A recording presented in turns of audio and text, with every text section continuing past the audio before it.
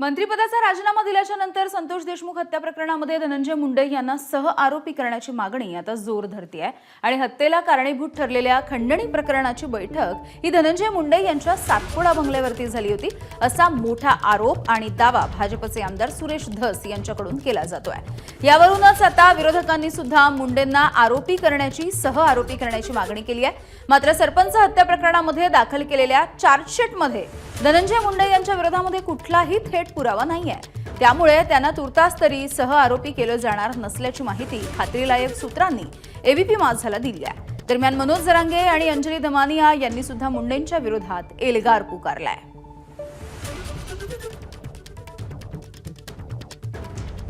नाही त्याला काढून फेकायला पाहिजे। आणि आता 1.5 महिन्यातून 2 महिन्यात काय झालं आम्हाला नाही माहिती। अजितदादा पवारांना सांगतो आणि फडणवीसांना सांगतो त्याला काढून टाका, आमदारकी सहित 302 मध्ये घ्या त्याला।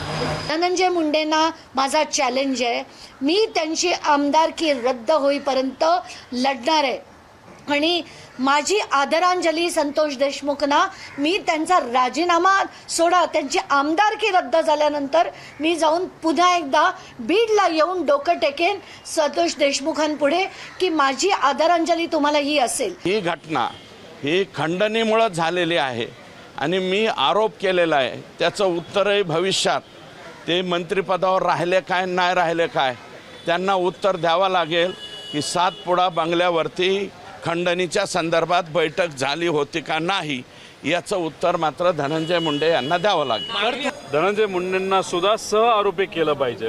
ते एक्स्टॉर्शन आणि त्या पद्धतीची बैठक कुठं झाली असेल तर धनंजय मुंडेंच्या घरी झाली होती, त्यामुळे सुरुवात तिथं झाली असेल तर सह आरोपी धनंजय मुंडेला केलंच पाहिजे आणि पारदर्शक पद्धतीने या सगळ्या गोष्टीचा तपास झाला पाहिजे। एबीपी माझा, उघडा डोळे बघा नीट।